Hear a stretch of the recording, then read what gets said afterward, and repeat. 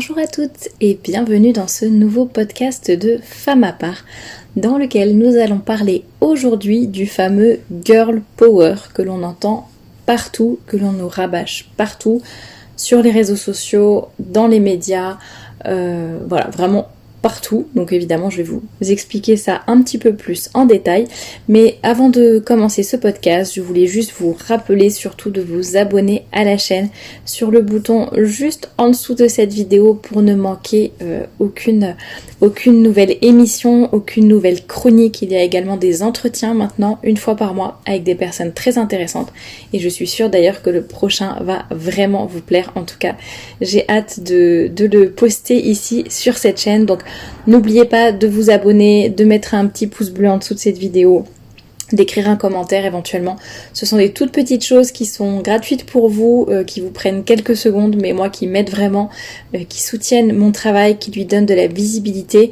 La chaîne voilà est de plus en plus, se développe de plus en plus, vous êtes de plus en plus nombreux et vraiment je vous en remercie. Donc ne relâchez pas vos efforts et continuez de me soutenir comme ça, vraiment ça me touche beaucoup et je vous en remercie. Alors petite page publicité terminée, je voulais vous parler de ce sujet. Alors je vais vous donner pas mal de mots en anglais au début, alors je préviens parce que je sais qu'il y en a qui sont très tatillons sur les mots en anglais. Bien sûr il existe des équivalents en français, mais on va dire que dans le langage courant, malheureusement, ce sont même les mots anglais qui sont un petit peu restés. Donc on parle beaucoup du girl power, donc le pouvoir des femmes, avec ce symbole qui, il me semble, si je ne dis pas de bêtises, date un peu de la Deuxième Guerre mondiale, où on voit une femme avec un foulard sur la tête et qui met qui brandit son poing pour montrer un peu ses muscles comme un homme et qui dit "We can do it", donc nous pouvons, les femmes, nous pouvons le faire. Il y a également une phrase, un extrait d'une chanson de Beyoncé assez connue, "Who runs the world", donc qui dirige le monde, les femmes. Donc voilà, ce sont plein de mots-clés que l'on entend assez souvent, que l'on retrouve aussi sur les réseaux, dans des petits gifs animés, etc. Enfin, ça ponctue un peu partout. Moi en tout cas je le remarque, je suis pas mal de personnes différentes sur Instagram notamment, de personnes de profils très très différents. Et c'est vrai qu'on retrouve assez souvent cette idée du girl power, du pouvoir des femmes, on peut le faire, c'est nous les meilleurs, alors c'est pas parce qu'on est une femme qu'on est nul, on va y arriver, etc. Donc voilà, ça c'est quelque chose qu'on retrouve assez souvent. Et en fait je ne sais pas enfin l'idée de ce podcast m'est venue parce que je suis tombée chez quelqu'un par hasard. Je n'ai pas la télévision moi-même, mais je suis allée, je sais plus d'ailleurs chez qui c'était, chez un voisin ou dans la famille, la télévision était allumée et je suis, enfin à ce moment-là, passé à la télévision un clip ou un extrait d'un clip musical de la chanteuse Cardi B, dont je connaissais à peu près de nom parce que je sais pas, j'ai dû voir son nom passer quelque part, mais en tout cas j'avais jamais entendu ses chansons et encore moins vu ses clips. Alors je vous avoue, le contenu de la chanson, j'ai même pas écouté, je me suis même pas focalisée sur les paroles. La première chose qui m'a vraiment choquée, c'était vraiment les images. Et je me dis, quand ce genre de personne est prise en modèle par je ne sais pas combien de personnes, un peu partout dans le monde et qui est érigée comme un modèle de réussite, chanteuse à succès, qui gagne certainement beaucoup d'argent. On parlait de son dernier tube. Là en l'occurrence c'était peut-être aux informations je pense ou quelque chose comme ça. Donc voilà, on présentait encore comme le succès planétaire et je peux vous assurer qu'il n'y avait pas une seule image. Tous les plans, tous sans exception, toutes les images étaient toutes à connotation sexuelle, mais toutes. C'est-à-dire c'est même pas tiens là c'est un peu ambigu, tiens là il y a un tout petit peu de nudité, tiens là ce déhanchement là ou cette chorégraphie est un peu limite. Là non, pas du tout. C'est-à-dire que ouvertement en permanence toutes les images du clip, pas juste à un moment, pas juste pendant le refrain ou je ne sais quoi, tout en permanence c'était cette chanteuse qui, à moitié nus, se trémoussaient, se déshabillaient, se montraient, voilà. Et donc, succès planétaire, génial, femme d'influence, girl power, comme on dit, et une femme qui a réussi, une femme qui a fait son chemin, une femme qui est sûrement, d'ailleurs, j'en sais rien, j'ai pas cherché, mais qui est sûrement à la tête d'une petite fortune, dont on va diffuser les clips musicaux en permanence, les chansons à la radio, très certainement. En tout cas, on peut dire que c'est entre guillemets une femme d'influence qui aura, voilà, qui va avoir un impact sur les personnes qui vont l'écouter, la regarder. Après, je sais pas du tout quel est son public, j'imagine c'est plutôt des personnes jeunes, mais voilà, je n'en sais rien. En tout cas, les femmes qui sont souvent mises en valeur à l'heure actuelle et érigées vraiment comme des modèles de réussite et des femmes que l'on doit suivre, ce sont très souvent voilà, des influenceuses, des chanteuses, des mannequins, qui d'ailleurs très souvent ont créé leurs propres entreprises ou marques de vêtements ou marques de beauté ou autres, ce qui n'est pas mauvais en soi, j'allais dire, évidemment, de créer son entreprise, ça n'est pas ça le problème. Mais donc voilà, toutes ces personnes, toutes ces femmes sont vraiment mises en avant. Et d'ailleurs, on nous parle souvent de pouvoir, voilà, le pouvoir des femmes, la puissance des femmes. Et pour moi, c'est très différent de la valeur d'une femme. Même la connotation en elle-même du mot est vraiment très différente. Voilà, moi, si on me demandait est-ce que tu veux être une femme de pouvoir ou une femme de valeur, ben en fait, une femme de valeur. Et d'ailleurs, ce qui n'empêche pas, on peut très bien être une femme de valeur et avoir une certaine position de pouvoir, voilà, j'allais dire, à petite ou à grande échelle selon ce qu'on fait dans notre vie. Mais l'un n'empêche pas l'autre. Mais c'est vrai que là, on nous rabâche tout le temps, on nous parle tout le temps de le pouvoir, la puissance, etc., qui a quand même une connotation spéciale par rapport au fait d'être une fille bien, d'être une fille de valeur, d'être une fille qui travaille, etc. Donc voilà, les exemples qu'on a souvent sous les yeux, c'est comme je vous le disais, la chanteuse Cardi B dont je vous parlais, la chanteuse Beyoncé également, qui est vraiment le top du modèle, de la femme qui a tout réussi, son mariage, sa carrière. Voilà, bon, j'en dirai pas plus sur elle, à part que je crois qu'il y avait eu un scandale assez récemment parce que la marque de vêtements qu'elle a créée, on avait découvert, les médias avaient découvert qu'elle employait des... Après je sais pas, je suis pas allée vérifier non plus, qu'elle employait des enfants notamment, ou je sais plus si c'était des enfants qui fabriquaient les vêtements ou si c'était des adultes, mais à un prix vraiment dérisoire. Je crois que c'était plutôt ça, c'était plutôt des adultes à un prix dérisoire, et ça avait un petit peu fait scandale dans le sens où elle dénonce l'esclavage, elle parle du pouvoir des femmes justement, et elle dit qui régit le monde, ce sont les femmes, et puis après elle employait des femmes, voilà, elle sous-employait plutôt des femmes, donc c'était un peu le scandale évidemment. Et on a l'impression, quand on voit ces mots-clés et tout ce que l'on nous rabâche en permanence, on a l'impression que pour être une femme qui en vaut la peine, une vraie femme, quoi, pas une femme d'autrefois, du Moyen-Âge, de je ne sais quoi, là évidemment c'est ironique ce que je dis, pour être vraiment une vraie femme qui a son mot à dire et qui peut dire que c'est une femme accomplie dans la société actuelle. Voilà, faut soit être, comme je le disais, influenceuse, chanteuse, etc. Soit vraiment être astrophysicienne, PDG d'une entreprise du CAC 40, voilà, que des choses assez, assez haut placés, ou en tout cas, voilà, des postes avec des énormes responsabilités dans des très très grosses entreprises, ou alors être une scientifique qui a vraiment un QI très élevé. On va dire le girl power, c'est un petit peu le nombre d'abonnés ou un peu la reconnaissance de la société aussi. Et je trouve qu'il faut vraiment dissocier les deux, et que voilà, le pouvoir de la femme, ça n'est pas le nombre d'abonnés.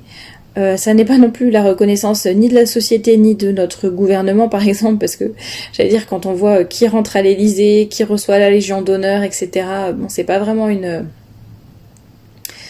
c'est pas non plus pas vraiment une gloire d'avoir une reconnaissance de la société quand on voit qui est mis en avant, qui a la parole dans les médias, voilà, quels sont un peu les slogans qui reviennent tout le temps. Je ne pense pas que le regard du monde soit finalement très important pour nous donner de la valeur ou pour dire que nous sommes des femmes dignes de ce nom, tout simplement. On a l'impression qu'à l'heure actuelle, pour être une femme accomplie, il faut vraiment forcément se mettre en avant, pousser les autres, écraser les autres, accomplir des grandes choses bien visibles aux yeux de la société et aux yeux du monde, faire des choses qui plaisent au monde et aux médias. Alors que voilà, on peut très bien... Alors je ne dis pas qu'on ne peut pas être astrophysicienne, ou je ne dis pas qu'on ne peut pas être présidente de son entreprise, mais en tout cas on peut très bien aussi avoir des métiers beaucoup plus humbles ou beaucoup moins mis en avant par la société et avoir autant de poids, d'impact et pour le coup être quand même une femme qui en vaut le coup, être quand même une femme de valeur, qui a un pouvoir d'une certaine façon, mais pas le pouvoir dont nous parlent les féministes, pas ce pouvoir d'écraser les autres du pouvoir de changer les choses finalement à son niveau et de faire le bien autour de nous. Donc finalement, même en étant mère au foyer, j'allais dire métier si on peut appeler ça un métier, mais qui ne paye pas de mine au premier abord. Je dis bien au premier abord, hein, dans la société dans laquelle on vit. Mère au foyer, voilà, généralement c'est tu dépends de ton mari, tu ne fais rien de tes journées, tu traînes sur les réseaux sociaux, tu te fais entretenir. C'est pas trop difficile, hein, tu dois aller à la limite cuisiner un peu, faire 3 minutes de ménage, voilà. Donc de l'extérieur, on se dit c'est vraiment rien. Infirmières, regardez les infirmières, comment elles sont dénigrées et rabaissées à l'heure actuelle, ne serait-ce que par leur salaire, leurs conditions de travail, plus personne. Beaucoup ne veulent plus devenir... il y a de plus en plus de personnes, filles comme garçons, qui ne veulent plus devenir infirmiers et infirmières parce que voilà, ça devient trop difficile, les conditions de travail par rapport au salaire. Et même si à la base c'est une vocation et une très belle vocation, il y en a certaines qui viennent contredire leur propre vocation parce que voilà, il n'y a pas de... ça devient trop difficile. Institutrice également. Donc voilà, on peut vraiment faire beaucoup de choses qui ne seront pas forcément mises, des métiers qui ne seront pas forcément mis en avant par la société, faire des choix qui seront un peu dénigrés au premier abord et qui finalement sont les moments où voilà, on peut considérer que la femme a beaucoup plus de pouvoir finalement que n'importe quelle influenceuse, et pouvoir évidemment à ne pas prendre dans le même sens, avec la même connotation en tout cas. Et moi je me dis, quand on voit les personnes qui sont mises en avant par la société, les femmes qui sont mises en avant comme des modèles de réussite, d'accomplissement, de grandes entrepreneurs, etc., on se dit qu'on est quand même loin de la femme forte de l'Ancien Testament, qui pourtant justement était une femme forte, était une femme d'influence d'une certaine façon, mais pas du tout de la même façon. On voit qu'elle est beaucoup plus humble. Je vous lirai après l'extrait, mais je pense que vous le connaissez, la femme du livre des Proverbes. Elle travaille en silence, dans l'humilité. Elle ne cherche pas à se mettre en avant. Elle est complémentaire de son mari. C'est la première levée, la dernière couchée. Elle ne compte pas ses heures. Elle ne cherche pas les éloges, mais elle cherche toujours à faire le bien pour faire le bien et pas pour la gloriole, ni pour se mettre en avant. Voilà, elle veut faire des économies. Elle travaille de ses mains. Elle accueille les plus faibles. Elle est persévérante. Elle a des valeurs. Elle est généreuse. Enfin, et je me dis, c'est tellement dommage que la société ne mette pas en avant des femmes comme celle-ci. Alors justement, on parlait de séries dans un podcast précédent. Quand on regarde justement les médias, les séries, les films, etc., les femmes qui sont mises en avant sont souvent des femmes qui partent à la conquête du monde, qui se mettent en avant, qui écrasent les autres, qui veulent prendre à tout prix des postes à grande responsabilité, qui veulent, je ne sais pas, voilà, avoir une très grande carrière, etc. Et on prend très rarement l'exemple de femmes qui sont des femmes humbles, qui sont des femmes courageuses dans leur quotidien, dans leur vie quotidienne, qui n'est pas forcément révolutionnaire, j'allais dire, mais voilà, qui demandent du courage, qui demandent de la force. Et c'était dans une série, bon, qui n'est pas parfaite, hein, mais Le cœur a ses raisons, ça m'a marqué, c'est dans un des premiers, je crois que c'était dans la première saison. On voit une femme avocate qui arrive au village, ce qui est assez surprenant à cette époque-là. Je sais pas quel était le pourcentage d'hommes et de femmes dans ce corps de métier, mais en tout cas évidemment les femmes étaient très très rares à ces postes-là, beaucoup plus qu'aujourd'hui évidemment. Et quand cette femme arrive dans le village, les autres femmes du village qui elles sont mères au foyer, à la limite institutrices, mais en tout cas voilà, pour la plupart mères au foyer, quand elles voient arriver cette avocate, elles sont un petit peu jalouses, mais d'un bon, comment dire, un peu envieux, pas jalouses, pas jalouse d'une façon trop négative, mais dans le sens presque admirative plutôt, un peu envieuse, mais surtout admirative. Et ils lui disent mais enfin c'est génial quoi d'être une femme et de faire ça et le bien que vous devez faire autour de vous. Et nous voilà, nous on est dans notre petit village, voilà, à pas faire grand chose. Enfin elles se dénigrent pas non plus, mais elles disent que voilà elles sont mères au foyer et que ça n'a rien à voir avec cette avocate qui défend les opprimés, qui est toujours par monts et par vaux, qui voyage beaucoup, qui va défendre les uns les autres à droite, à gauche, qui plaide, qui a fait de grandes études, enfin bon. Et en fait cette avocate les remercie de leurs compliments et ensuite leur dit mais vous savez, il n'y a rien de plus honorable qu'être épouse et mère. Et vous voyez, c'est une toute petite phrase, mais en tout cas on voyait bien que on était quand même loin de l'esprit féministe et l'esprit de façon générale de la société actuelle. Et on voit que voilà, il y a une tentative de mettre en valeur aussi les femmes qui, peut-être en apparence, font des choses plus simples ou moins visibles dans cette société, mais qui finalement ont tout autant d'importance. Rien que parmi vous, par exemple, il existe vraiment beaucoup de femmes fortes au sens propre du terme et pas au sens féministe si j'ose dire, des femmes de valeur, en tout cas tous les témoignages que je reçois confirment cela, des femmes voilà qui gardent la tête haute malgré les épreuves de la vie, qui gardent le cap quand tout chavire autour d'elles, quand il y a tout qui s'effondre et elles restent droites et elles restent fortes, des femmes qui soutiennent leur mari, leur famille, leurs enfants malgré les difficultés financières ou autres difficultés, des femmes qui donnent leur vie, mais au sens propre, quoi, qui donnent leur vie pour les autres, et qui donnent leur vie au sens figuré aussi, dans le sens où elles s'oublient elles-mêmes pour les autres, pour le bien des autres. S'oublier elles-mêmes, pas jusqu'à s'oublier complètement, mais dans le sens, voilà, font passer les autres en premier. Et ça, c'est vraiment excellent, et c'est ça une femme forte, et c'est ça une femme de valeur, et c'est ça le vrai girl power, entre guillemets. On n'est pas obligé de mener de front 10 projets, une carrière et je ne sais quoi pour en valoir la peine et pour avoir de la valeur. Une femme de valeur, une femme forte, c'est surtout une femme qui fait son devoir d'état, qui reste à sa place, qui garde la tête haute malgré tout ce que la vie peut lui faire tomber dessus. Une femme qui sait se remettre en question, une femme qui sait rester humble, qui sait garder la foi malgré les épreuves par exemple, qui garde, je ne sais pas, la dignité dans la maladie ou dans le deuil.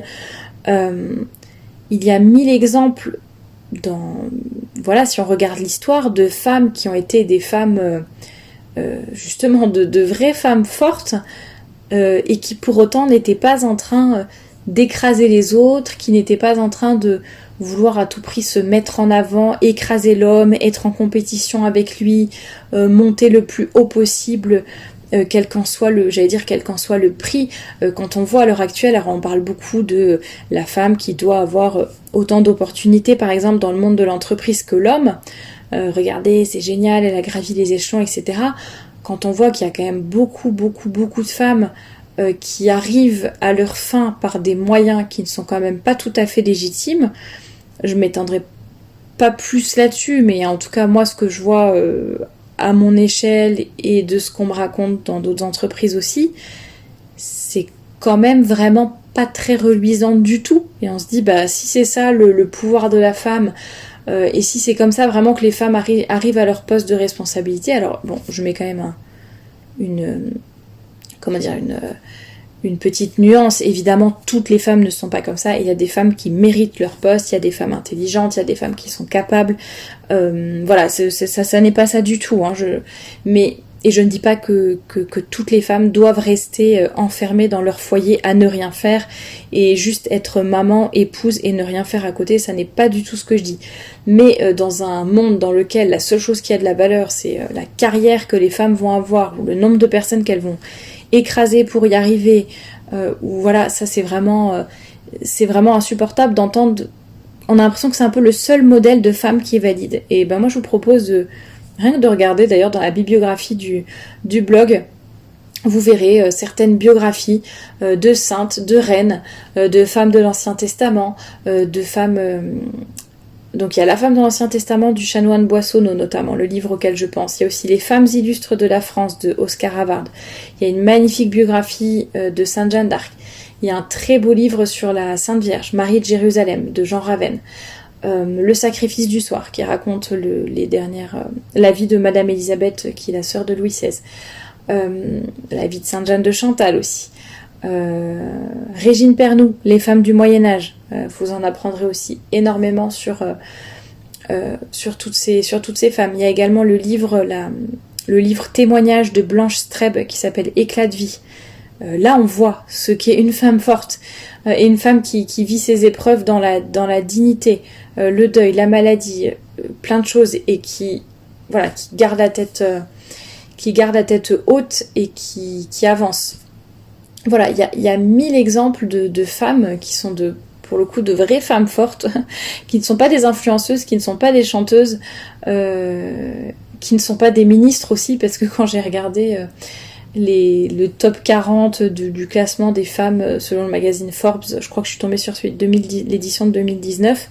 Bon, il y avait Marlène Schiappa dedans, par exemple, donc Brigitte Macron. Bon, ça vous montre un petit peu le niveau de ces personnalités qui sont mises en avant. Donc je ferai pas plus de commentaires, mais voilà, inspirez-vous, regardez les modèles de femmes de valeur, tout simplement. Des femmes de valeur qui ont plus ou moins été mises en avant, parce que par exemple Sainte Jeanne d'Arc, il faut quand même reconnaître qu'elle a été mise en avant, elle n'est pas restée chez ses parents toute sa vie à garder ses moutons. Évidemment, elle a été mise en avant. Les reines que je vous citais par exemple, évidemment par la force des choses, elles étaient à la tête de l'État ou par complètement, ou alors en attendant ou par régence.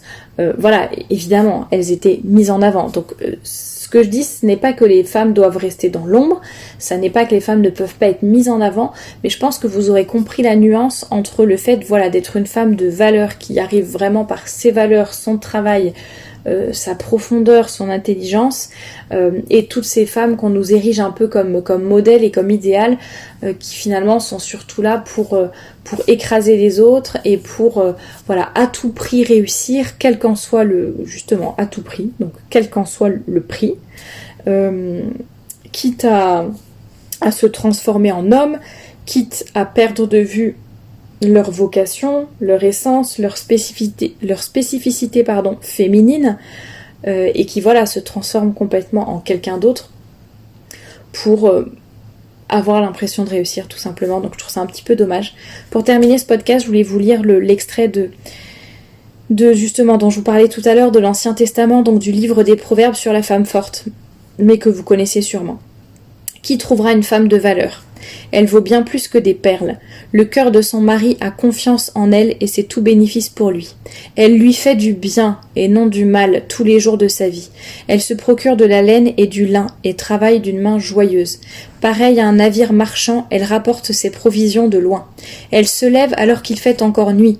Elle donne la nourriture à sa famille et ses ordres à ses servantes. Elle pense à un champ et elle l'achète. Avec le fruit de son travail, elle plante une vigne.